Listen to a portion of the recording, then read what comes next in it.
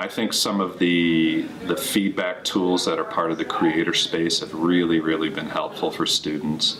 And I think that process of metacognition that occurs when they're looking at a rubric I've designed and they're giving feedback to each other and we're talking about whether the feedback was worthwhile. I think I've really seen how that's translated to the writing. The peer review feature was good. I think that some high school kids maybe aren't necessarily mature enough to use it correctly. Right. But I thought that mine was reviewed well. Right. And I got constructive criticism. You may read something 10 times and think, okay, it makes perfect sense. Someone else reads it and it's like, this does not make sense at all. Right. And so being able to sort of throw it out there for people to see before, anonymously, and before you turn it in, I think is a huge benefit, not only for the person whose paper it is, but also for the person reviewing, because it teaches them, helps them with their own grammar, their own spelling.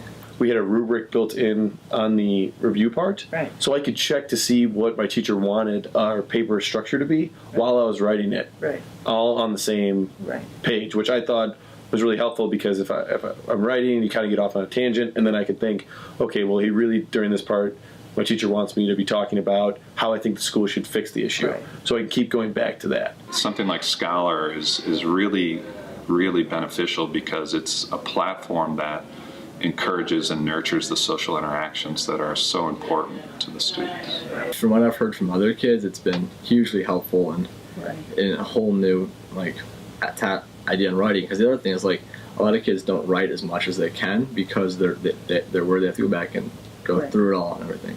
And so when you have someone else who's going to look at it and be anonymously and be like, okay, this change, blah blah blah, then you're like, okay, I'm not as stressed about writing more because I don't have to put as much like time into checking it. You have to have patience, and you have to be able to like put aside that I don't want to do this, I'd rather be working on my own, and this paper, whoever paper this is not very good at all, and say, okay, you have to look at the positives. And it's like, okay, this person, even though all this is bad, they've done this good, this good, this good. Because if you go into the review and you only say negative things, I mean, you're not really helping them. I do think it's leading them to think more deeply about issues than they would normally.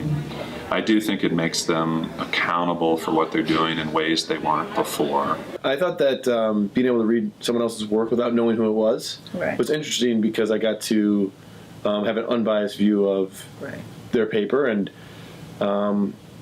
sometimes that's the best way to learn. And so when you have someone else who's going to look at it and be anonymously and be like, okay, this change, blah blah blah, then you're like, okay, I'm not as stressed about writing more because I don't have to put as much like time into checking it.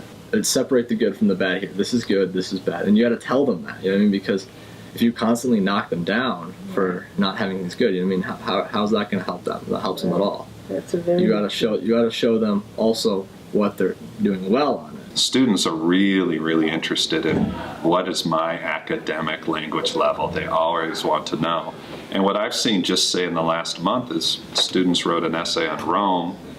They finished the final draft after the entire writing process, and a group of ninth graders was averaging an 8.7, which was concerning to me. So I said, we're going to double down on this and commit to it. And they just submitted a rough draft of one on Islam, and it's 10.5.